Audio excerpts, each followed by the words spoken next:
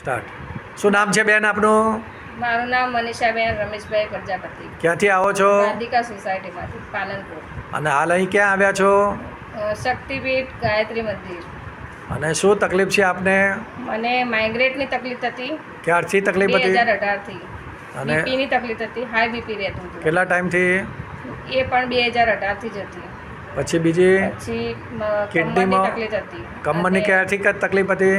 એ પણ ઘણા ટાઈમથી હતી, 2014થી. 2014થી. હા.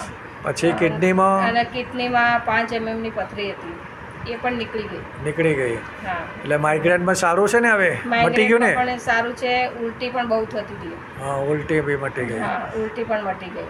હવે બીપી બીપી પણ કંટ્રોલ થઈ ગઈ. બરાબર. હવે હું અહીંયા આવું છું પોઈન્ટો દબાવવા માટે. તમે શું સંદેશો આપશો?